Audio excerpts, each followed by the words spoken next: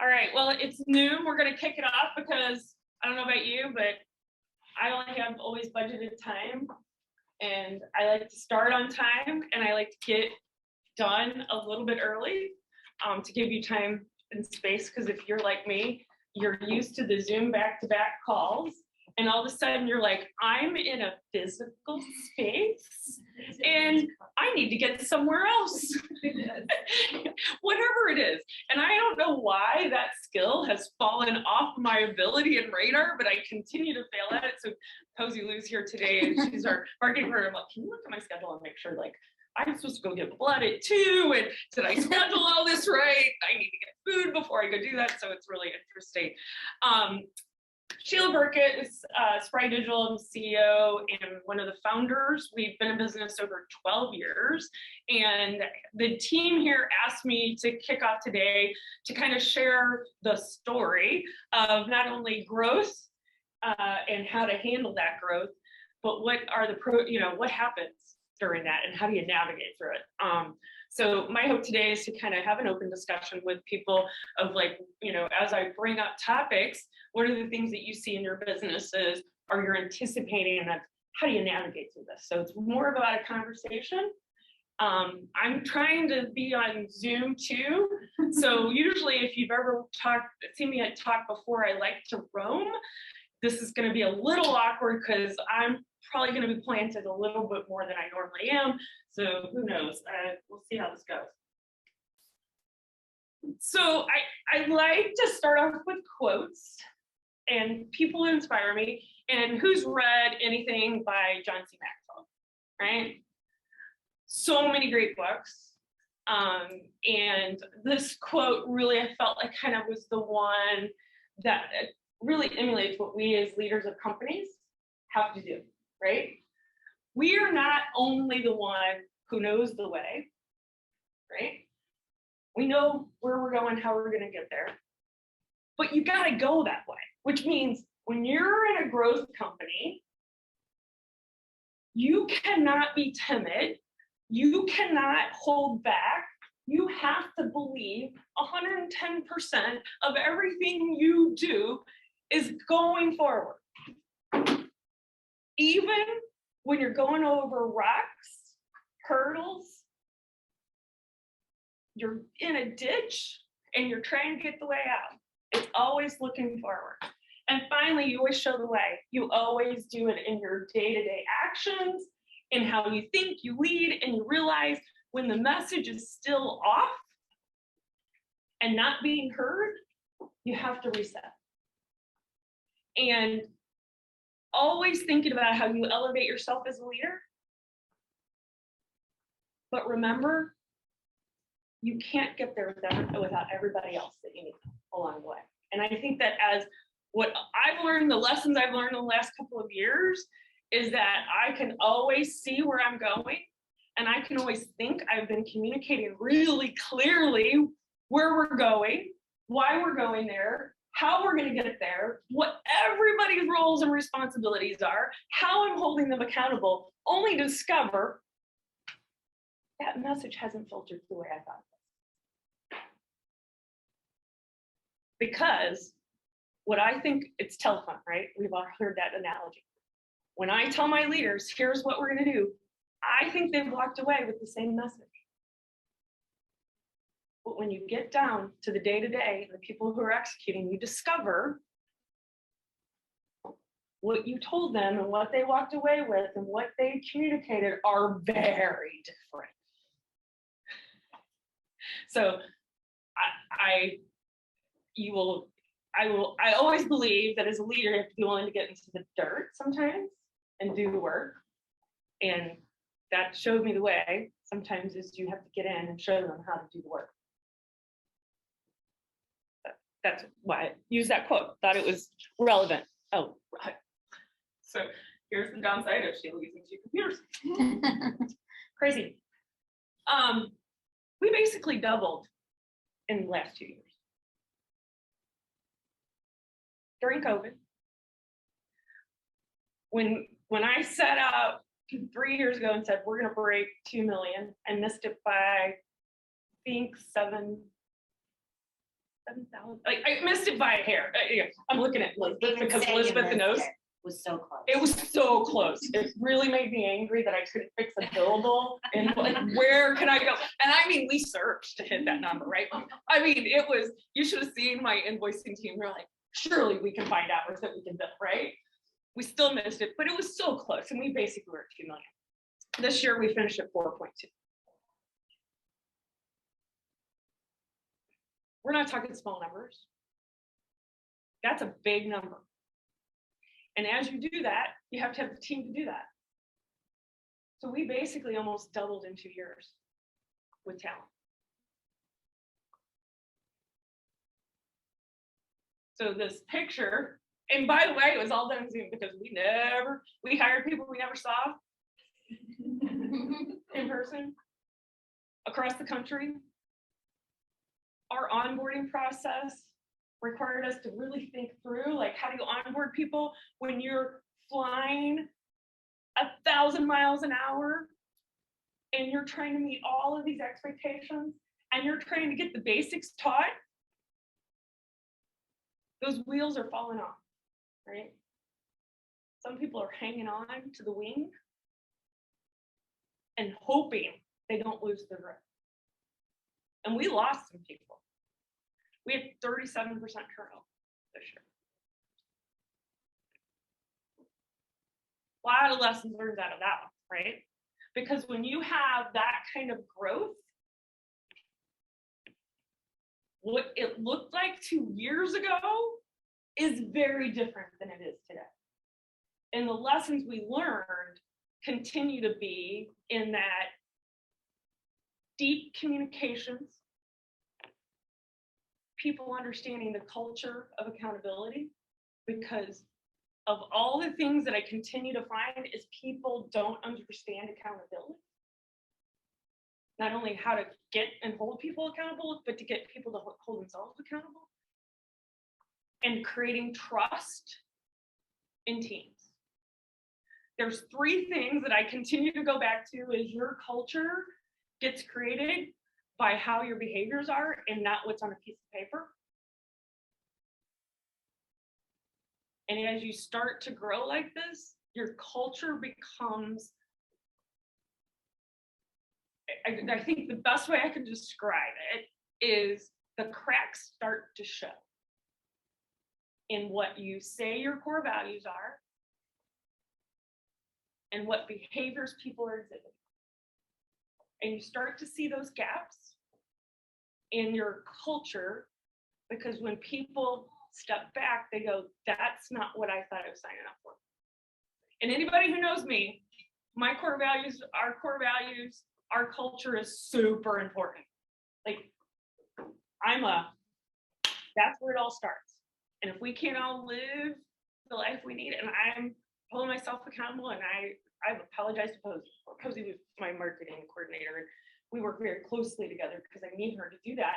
But the reality is sometimes I'm not going to be my best. And when you're growing and you've got stresses and you're going through all these things, I find that I've had to take a step back and apologize. And I saw someone talk about apologizing to their kids, right? It's the same thing, right? If you really want to accept that you're going to go through stresses and all of a sudden wake up one day and go, yeah, I wasn't at my best yesterday. I need to go apologize for how I behaved in that. That didn't exhibit our culture. That didn't exhibit the core values. Because the way you build that trust is you're holding yourself accountable for that piece of it. So as the leader, if I want people to admit that they've maybe communicated wrong, maybe they had something else. And I mean, we have had some of the most interesting things going on behind the scenes, and we all have, right? I call it you're at home, and I always said, anybody who had littles, how many of you had littles at home that you were managing, right? The littles at home that you're managing created an environment that none of us could predict how you were going to react to that. Anybody who had elderly parents or individuals in their life who had medical crisis during this time, anyone who lost someone the grieving process was not the way you expected it was going to be. Those outside influences impact the day-to-day of a growing company, of any company. But the way you're growing, because you're moving fast and trying to get people to make decisions, they're going to have it their best. In creating space and getting a team to understand how to recognize when people over Zoom aren't being their best is hard. Because how many people do you have turn off their camera? How do I know your facial? When Posey turns her camera off, I'm like, I need to see your camera because I know there's something going on. Because her energy level is what I know where she's at. She's a high energy yellow person. She's full of sunshine, optimistic, right? That's what that's all about. How do you connect with people? How do you do the things? So I've just been recently going through one-on-ones with every single one of the individuals who work for us and getting the clarity and asking questions. What are you excited about this next year? What did you learn about yourself last year? And do you know how, and that's like a part of like just how we run our company. And still people don't know, they haven't thought about what they learned about themselves last year. And I'm like, I really want you to think about that. What did you learn? Right? And I've asked the question, we had problems. What would you change if you were me? And just asking the question. And they're all like, what do you mean? Like, what would you change? What do we got to do differently? Because they are the ones who are going to do the work. So that is an important piece of it. Oh, God. So here's the joy. So here's just some examples of clients we've worked with this last 2 years. These are clients that I go, they allowed us to grow. WOW is a cable telecommunications company. I worked for 3 years to get their business. Most toxic relationship we have ever had. And we lost it this year. They sold half their business off. Not our fault. We had a lot to do with losing some of it, but the reality is they were having problems, right? So, but I went after that business, I was able to get it. Winco Windows, it's a local company. We were able to grow their business and help them with their business. Post, being able to get a corporate website like that for us was a big next step, right? Because you can talk about it. Coca, we've always been playing in the arts. Got a Coca website we're going to be launching soon. Those are all great wins, right? But there's lots of joys, right? I think about growth in the joy market, right? What brings us joy? What brought us happiness in this? And how do you go back to that when it's hard? So we have bigger projects and bigger clients at this. We do tiering of our client base and put a 3-year plan in place to say, here's what the size of our projects and retainers are right now. Here's where we want to be in 3 years. What's that revenue tiering going to be? And how do you move up in that tier over the next 3 years to get the right clients in your target market? So the joy is, as we brought on these clients, we've gotten clearer about what works and doesn't, who the target CEO, CMO, Chief Revenue Officer is that we want to meet, and not the CIO. Because we discovered when you work within the IT department, it is a caustic relationship because you've just created competition with their resources. Whereas if you're with the CMOs and the Chief Product and Revenue Officers, they have more control. So we discovered all of those great things out of that process. Talent attracts talent. What I discovered is all the work, all the groundwork over the last 12 years that we've laid about who we are, how we treat people, what we value in talent, and the investments we made in hiring and paying talent was important. But the most was our investment of making sure we had a diverse and focused on that. We continue to focus on how do we become more and more diverse. And one of my associates said, it's not that you're diverse, it's that you're clear about your intentions to be diverse and that you're clear about how you're going about it. And that was important to me. So just because the company doesn't look the way we want it to ideally, we're very clear about our intentions of what we want and why we want it. And that, I think, has allowed us to grow because, as you know, there's competition for talent, especially in the tech space, right? Accounting, anybody not finding competition in the talent area, finding good people, and that is just a known thing, right? So I think those are the things that, you know, when you lay the groundwork and you create a vision and you really think long term, you got to really plant the seeds. So when you're ready to make the ask with your talent pool, it just floods in. And I have as an associate, and I share this because this is how you build a talent pool. I have an associate that when she was in college, she heard me talk. And I have a tendency to go talk to college groups about why you should get into technology to attract women, minorities. That's my thing. I'm always out talking about this, right? Been doing it for years. And she started following Spry. And every time we had an opening, she'd apply and watch, do I fit the skills she get? And finally there was a match. Right time, right position. She is the best developer we have. She is so committed to this company. She's in her joy. That, and I stole her away from Centene. If anybody from Centene's in here, I apologize, but that was like my other kudo. Like every time I get somebody from like a Centene, I'm like, yes, yes. You know, I get 2 or 3 from Merritt's. I've got somebody from church. You know, I'm like, these people are begging to come work for us. When I open a position up, I get people from all over the country wanting to come work for us because they're like, I've been watching you. I've been watching your feeds. I've been watching what you say on LinkedIn. I want to be a part of that. That's how you grow a company. It's not hoping someone can help find the person and that they might fit your culture. It's cultivating what you want your culture to be and getting those right people who want to come work for you and beg for you that opportunity. My big change was elevating me from a producer to a CEO and getting me out of the day-to-day.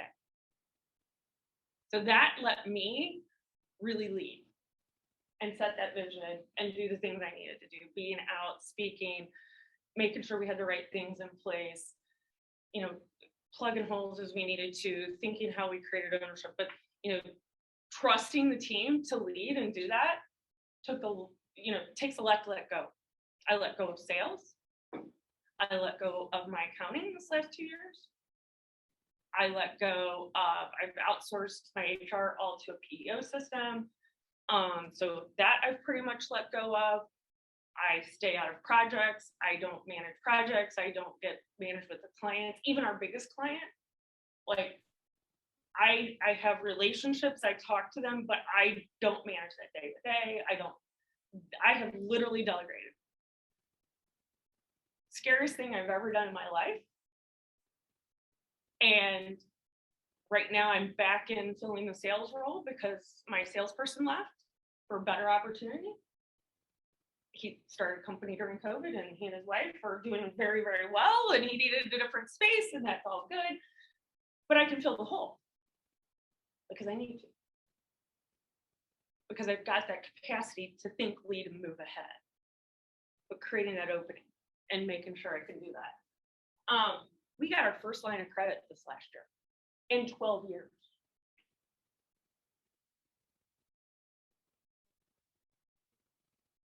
I have a commercial building downtown that's 27,000 square feet. It's owned separately. I still couldn't get a line of credit for Spry.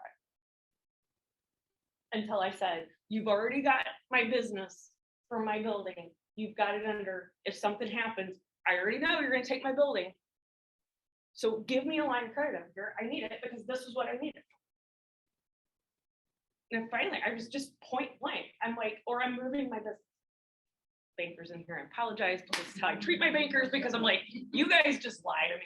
like all the time. Like you say you're gonna give me money, and then you like pull the rug and say, oh, sorry, we aren't going. What? The other thing is I did get a PPP loan, and I was pretty aggressive about it. I had a relationship. As soon as that got announced, I knew exactly what I needed to do. I had all my stuff. I knew where every piece of paper I needed. My tax accountant gave me my information. I had everything organized. So as soon as the application came out, my banker said, here's the application. I filled it out. Within 2 days, I had it to him. He made some corrections. So within the first week of applications open, I had my application. I had my PPP loan by April 14th of 2020.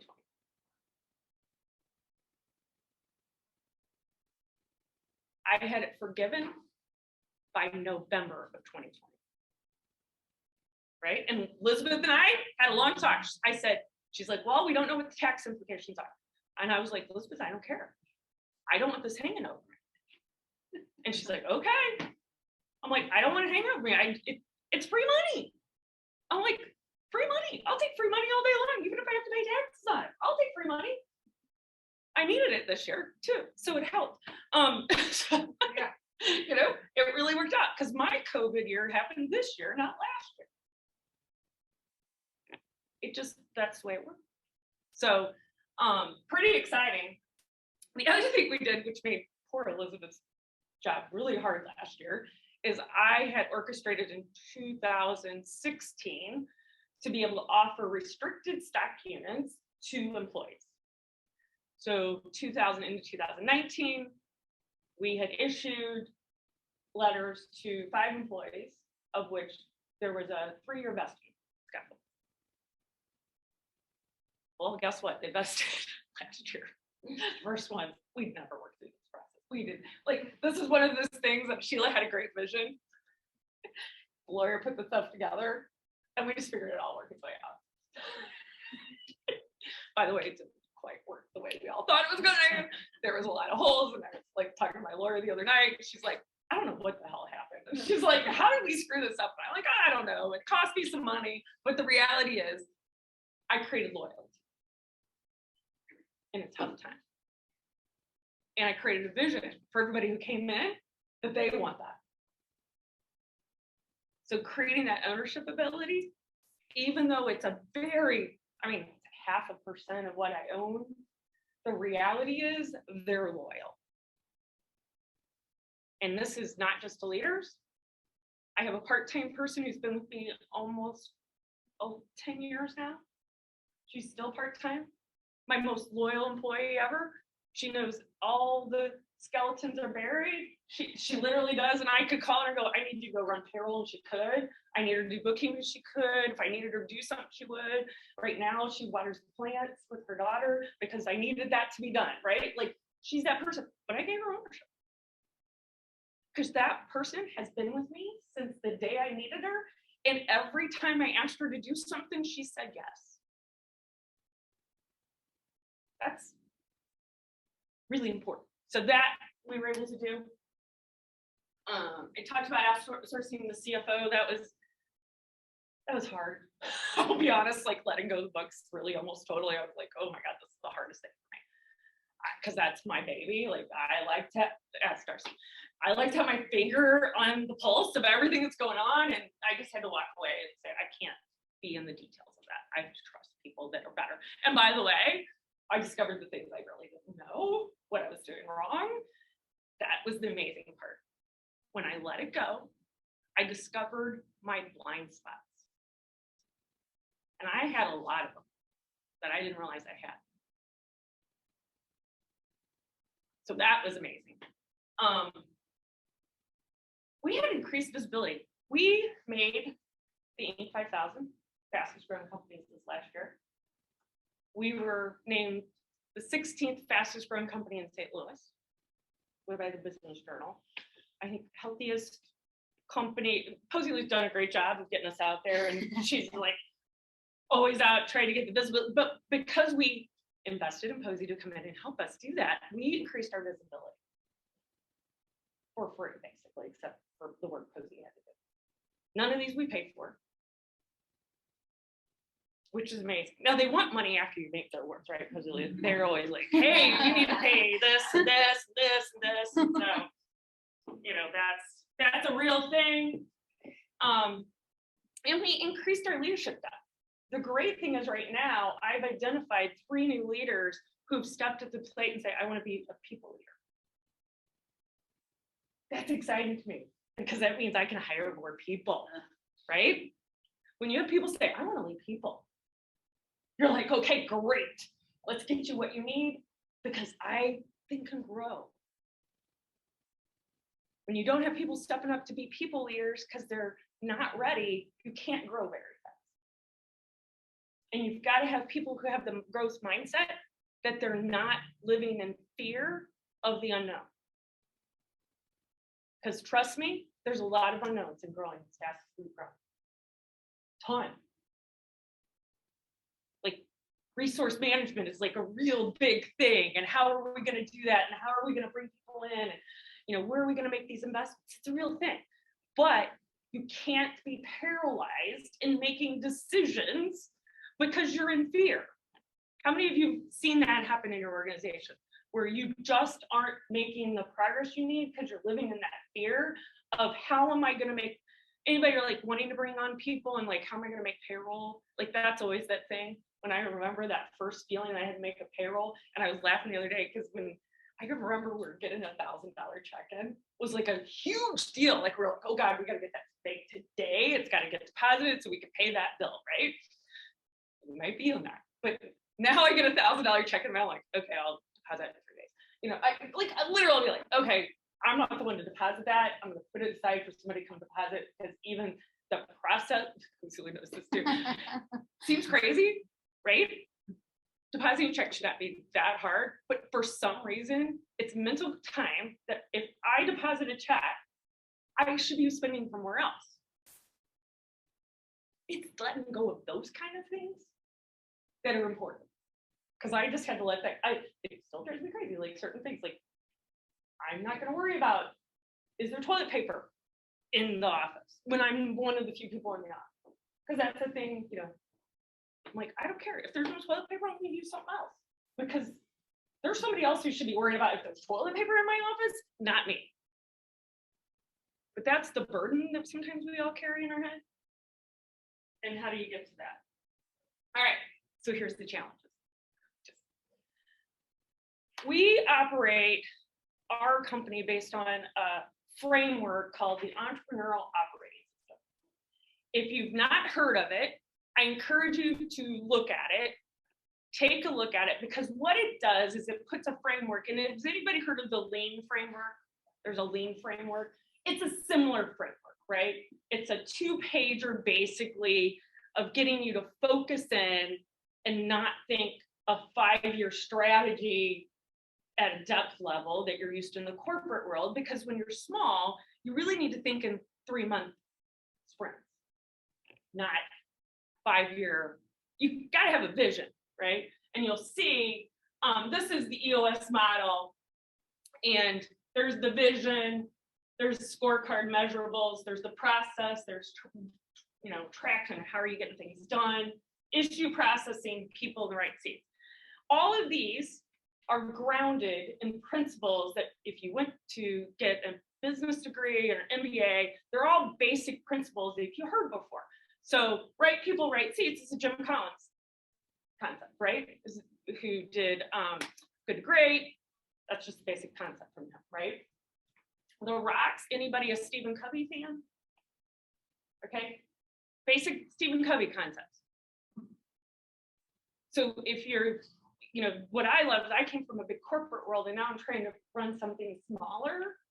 This gave me the ability to take everything I knew, consolidate it into this framework, so that as we started to identify the holes and challenges, I had a way to train my leaders to think, to start pushing this down and hold people accountable for what we needed.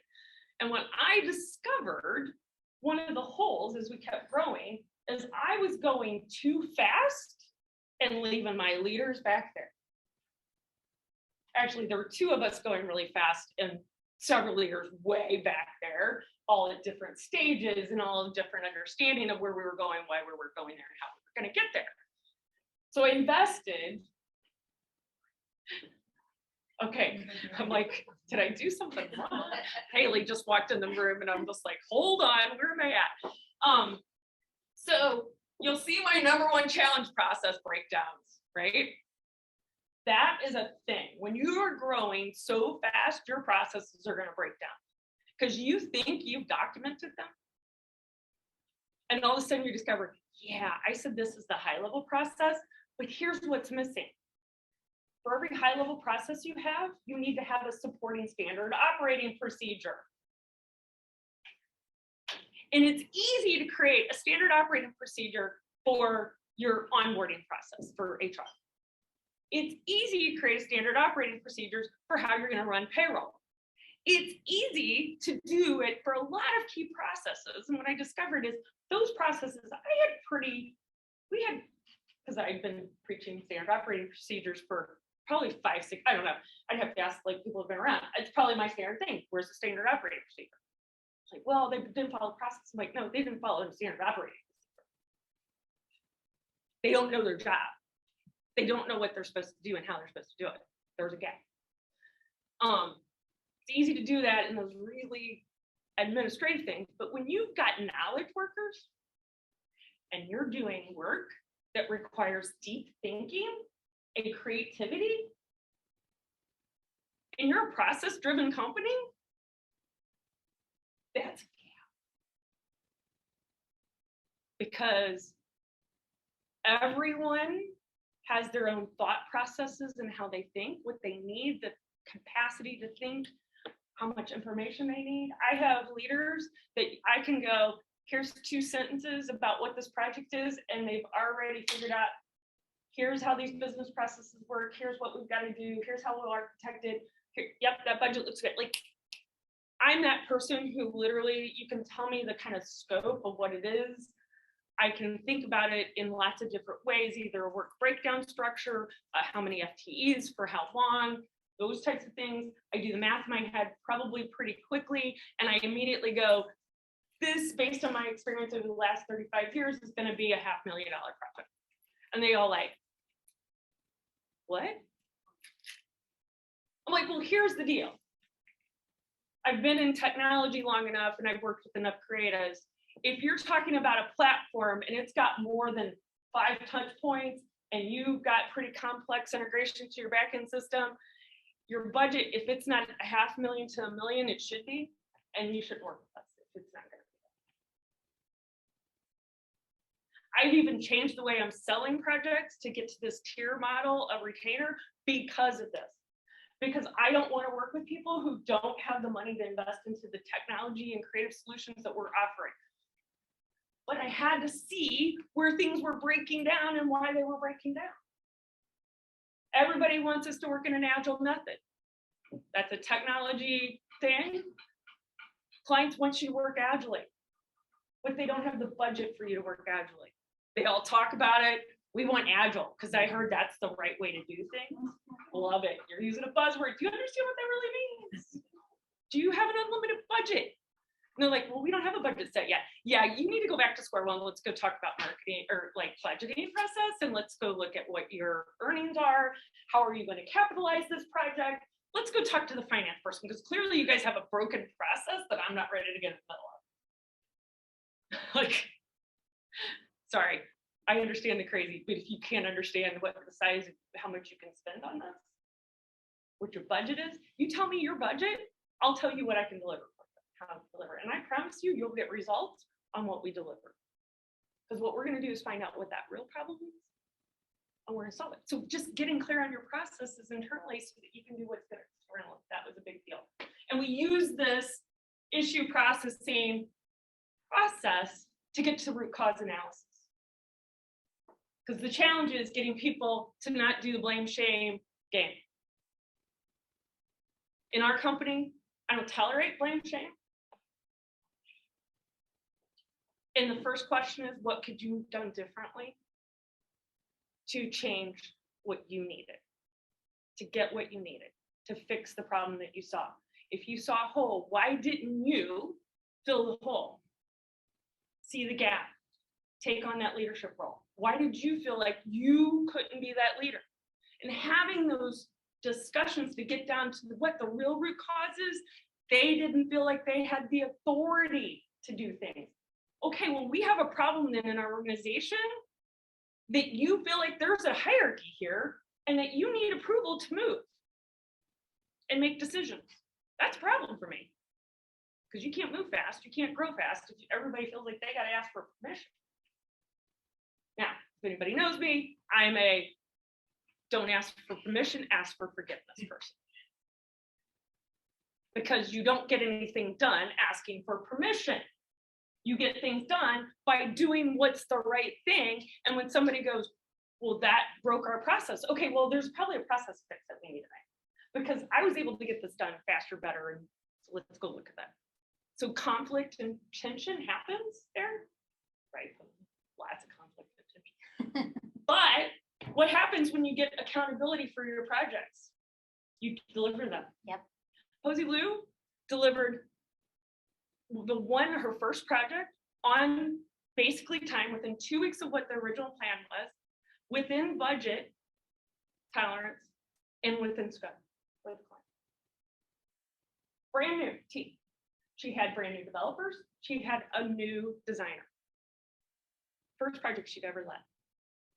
When you give people the authority to make decisions and lead, they will do it. If they know what they want. But you got to do that. COVID happened. Don't know about you guys. It's not an excuse. It's a reality. And we had to constantly ebb and flow. And we would wake up one day and go, wow, that was more stressful than I thought it was.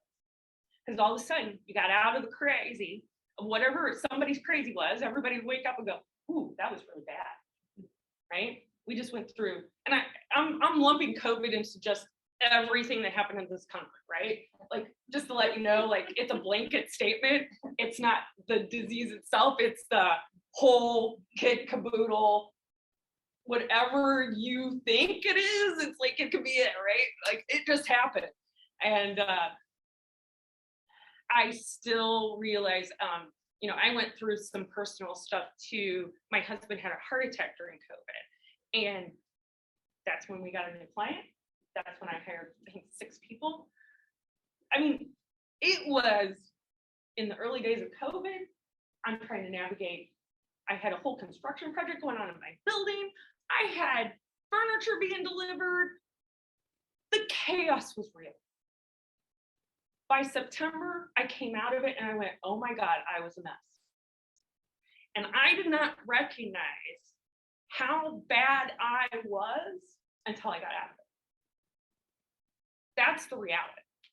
And if I felt that, every person in my company had a moment or 2 or 10 or 20 that they had that they couldn't recover from as quickly as they could in past. That's a challenge. And that's going to break down your ideas of what you need to accomplish and how you accomplish it. So that was real. Leadership development.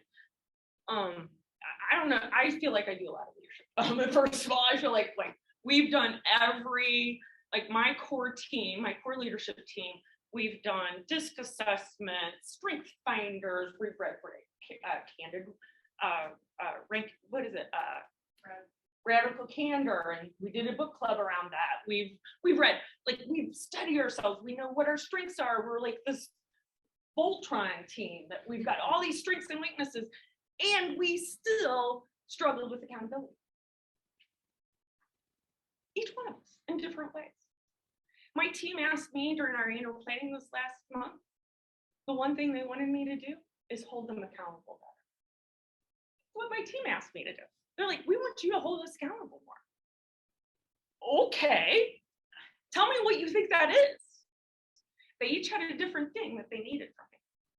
But the reality is, in their head, I wasn't holding them accountable and calling them when they weren't doing their job. And I wasn't removing them and putting them in the right seat that they needed in order to do their job the best they could. And all they needed is for me to just point blank go, I think you're no longer in the right seat. We need to figure out what's that right seat, because by the way, we doubled. We're a different company. We're not what we started. Here's where I need you. Here's where your strengths are. And if we keep you in your strengths where you're really good and you can deliver consistently great results, guess what? You have the capacity to grow yourself and grow the company. But if you're in crisis fear mode all the time and you're outside your comfort zone 100% of the time and you can't get comfortable, you're never going to succeed. And getting people clear on that, and that takes a lot. Now I'm working to the next level, right? Like I'm constantly like, okay, what do I got to do? How am I going to do it? But it takes a lot of conversations and a lot of acknowledging my failures. I own, and the other thing my team's like, quit owning all our failures. Well, I'm the top, right? I take it personally when we fail. Like that's a thing. It's a representation that I have not done something in this space correctly. And as a leader, my job is to figure out where that is. And go, okay, I got to get really clear on that. So that's been the thing. The other thing is decision making is the thing that people struggle with. And then once again, it's because they're living in fear. And identifying where that decision making is not happening, getting rid of the fear and making sure that I'm holding them accountable for making decisions. And I have been this new mantra I'm telling everybody in the company.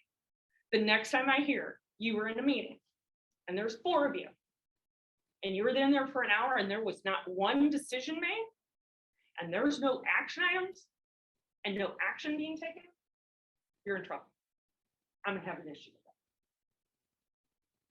that. And I have leaders in a room who take no action when they see people not making decisions.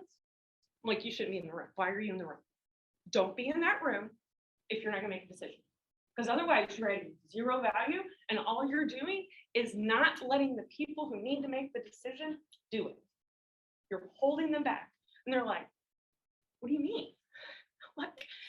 If you're the leader of a group and you're in the meeting, they expect you to make the decisions. Think about it. Otherwise, why are you there? And if it's to monitor and listen, go figure out a different way to do that. Because that just means you're micromanaging and you're not really being effective as a leader.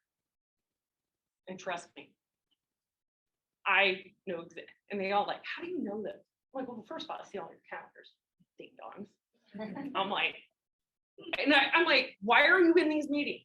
They're like, well, I'm not. Get them off your calendar. Get out of that meeting invite. It's clutter. It distracts you. And you're taking people's authority away. So that's a thing. So, and make decisions. So the other thing is I have this, we use Slack. So if you're using any communications that are in writing like that, I have a rule, and every time I see it, I'm like, why the hell have you not gotten on a meeting? Quit going back and forth. If you've sent 2 messages back and forth and it's still going like this and you're not getting, and you did not go, we're getting on a Zoom, you failed. And I'm holding you accountable because you're an adult and know how to create a Zoom meeting. And if you don't belong in my company. Because if you can't create a meeting calendar invite, I don't know how many times I hear this. Well, so-and-so didn't schedule a meeting, so we didn't solve that. I'm like, are you incapable of creating a meeting invite? Really? Like, do we need to train on how to do a calendar invite? Because let me teach you how, because that's easy. There's this technology we use called Google Calendar. Let me show you how to use that. By the way, you can see everybody's stuff, so you should be able to find a hole. Key measurements. Oh my God, I feel like I can never get to drive. And figuring out that right leading key measurement for the right thing, a trick. And everybody's is different, right? Well, my key measurement is different than what Elizabeth's going to be, right? So that you find that you're missing the key measurements, and all of a sudden something's going like this. You're like, what's that one? Where was it? Where was that being reported? Oh, we weren't reporting on that. Wow, that's a problem. I got to see that. Just onboarding people, onboarding clients, onboarding team. The bigger they are, the more complicated it is. The bigger you are, the longer you've been around. You think you told somebody something, and just because you told them once, if you expect they're retaining that and not made it easy for them to find it and know it, God, guys, it's okay. Share it 3-4 times. Like, acknowledge, hey, yeah, you're right. There's a lot of old stuff out there. It's hard for you to absorb all of that. Let's make sure we've got a better onboarding process. And you know, there's so many unknowns as you grow. You just can't anticipate what's going to happen. And you can't anticipate that you let this ball drop over here and it's going to bite you later. That you always going to have too many things on your plate. Everybody, if you're growing and you're growing fast, everybody got too much. And you got to stay focused. And I'm telling you, putting a process in place to know what are you trying to achieve? Why are you trying to achieve it? And if it isn't in alignment to get you there, why are you working on it? Trust me, this is a hard process to get people to understand how to align their activities on a daily basis with the ultimate goal. Because they all are like, but I want to go do this because this is cool. I want to go learn about this technology. Okay, great. How's it going to get us here? Are you going to write me a blog so I can use it as content to sell with? Great. So what you're going to do is you're going to do this, write me a blog, and that adds value. I can get an ROI on that. And then measuring that ROI. Okay, we're going to put this here. We're going to give you 10 hours to go research this, write the blog.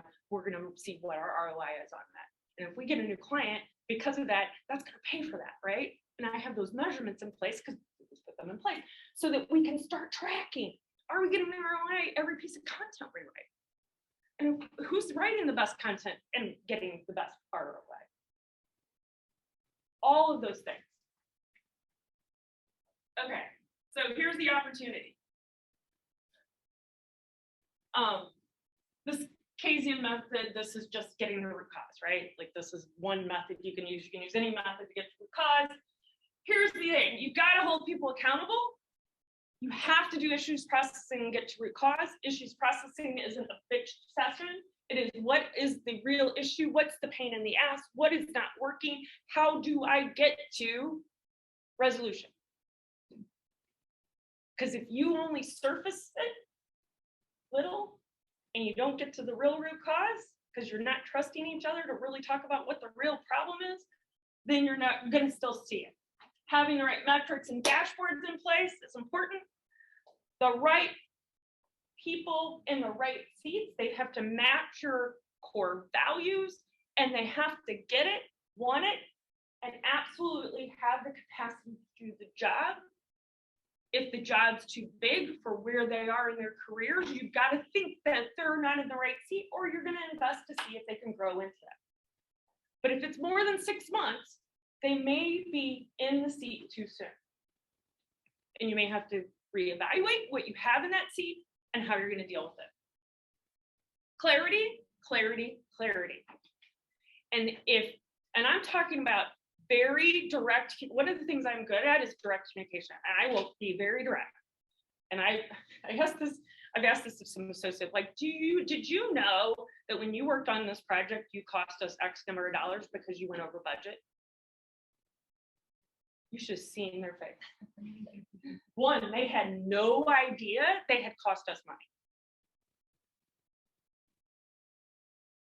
And once I told them, I'm like, if you cost me money, I can't pay you.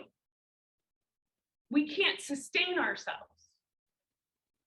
This isn't a free ride. You've got to own that. Because in a small company like ours, everybody has to understand how we make money. and what it costs and how to do it and how they stay within it.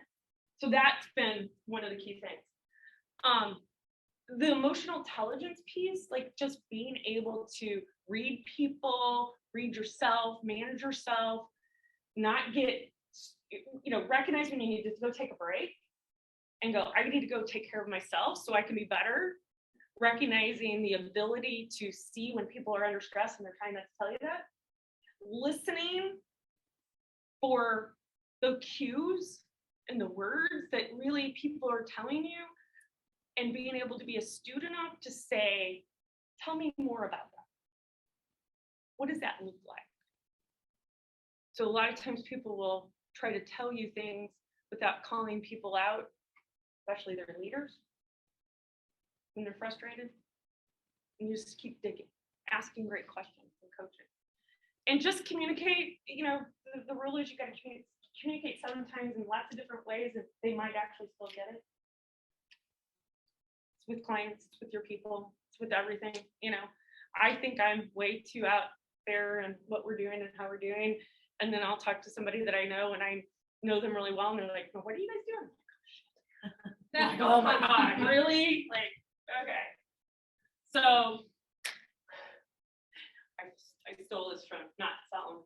Hold the vision, drop the excuses, remember your why, swerve around obstacles, and trust the process. Like these are things that you can do, right? This is how you navigate it. So I'm going to open it up. We have about 8 minutes left. That's my spiel.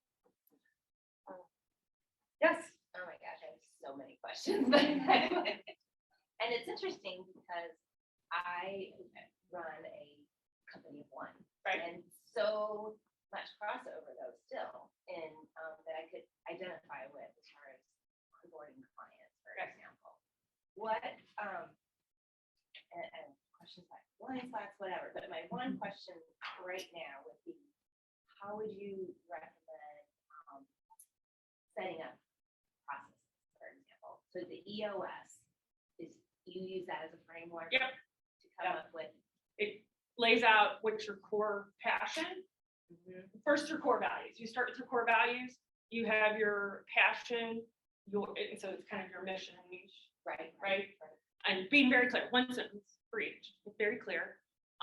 You have a 10-year vision, and what does it look like? And you're always thinking about how you're measuring it. What's it look like? It could be revenue. It could be size of company. It could be types of clients. It could be whatever it is. But I call that what gets you up every day and gets you through the crazy. There's a reason why, and it may be that you just want to create enough revenue to be able to retire by a certain date. That's your why, maybe. Or even if you're an individual, like your why may be very simple, and it's what's going to motivate you. When you have more people, it's how do you motivate everyone else. So what motivates me is very different than what's going to motivate those. And how do I create? Right now, we're going through a process on our 10-year. What's in it for me with our associates? So what in 10 years is it going to look like for you to feel motivated to go through this with us in 10 years and getting it? It has your target markets, so you have clarity around your target markets. There's a guarantee part, which is a proven process, and then you do your 3-year goals. So that's the first page. So your 3 years is what do you want to see your revenue at, your net profit, what are your key measurables in your company, and then what does it look like? So we want to have 20% of all our employees have ownership. That's very clear. And that falls through to like 10-year picture, like that's how I get out, honestly. Like I want them all to be able to buy me out because we've grown the company and they all have value, right? And the bank goes, we're gonna subsidize that, right? It's pretty exciting. Enterprise Bank sends an email on it. Oh, now I know how I'm gonna make that happen. So that's that piece. And then the traction piece that goes along with it on the second page, it's your 1-year goals. And then you break it down into rocks and then what's your big issues. And any on your long-term issues is things that you know you got to do, but you can't do it either this year or in that quarter. So it's a framework that just organizes yourself. So that's what I love about it is you can be an individual or you can be a company growing. But it gets you clear on what you're trying to do. It's a mini business plan, Right. really. Well, and that's something that I find not helpful just for me, but so many times I have clients come to me that want a deliverable. Yeah. I want a website. I want this or that. It's like, step back. Why? Right. And they don't know the why. Yeah. Right. That's where like To have, for me to have the confidence to say, right. What's your business plan? What's your goal? What's your objective? What's your bigger? How does this fit in there to really do this? Yep. That's it. Okay. So that's I'm looking at that. Any other questions? Any questions online? I have a question about when you were talking about getting to the root cause of some of the issues and problems. Is that better managed by you as the top line leader of the company, or do you bring in someone from the outside? Or is your team more comfortable talking about that with you in the room or out of the room? So there's a lot of ways to do that. One, we do it every week. Each leader, if we lead our, we call them L10s, our meetings, we process issues, and there's a position called the integrator, and the integrator leads that discussion and does that on a weekly basis to process issues. So all the leaders are trained to do that and should be processing issues at that. And then the goal is to train everyone how to get to root cause, and it be down to if there's a project conflict, how do you get to root cause of that, and really teaching that methodology. But we have an implementer from the outside who comes and works with us to get through the really hard, tension-filled, like, I don't know how to do it, or I need to be in the discussion. Like, I need to be into the discussion. So we have somebody facilitate to get us there. Amazingly, it works. It does still always show where people, it takes them a while to decision make, and you start to see that, but yeah. When did you start EOS, and to what do you attribute your growth? Did those happen at the same time? Or? So I joined Vistage 5 years ago. Vistage is a peer-to-peer networking group, and that's where I got introduced to EOS. So prior to that, I always did a lot of the same concepts of trying to put strategy in place. I did a lot of strategy in my past careers and stuff. And so I tried to run the company that way. At Vistage, I got introduced, and I had been introduced to the lean model. In Vistage, I got introduced to EOS, read the books, attended a few seminars, tried to self-implement pieces, and just, couldn't get everybody on board. Like, it was just a fight, right? It just never sunk in. They never could get their head around it.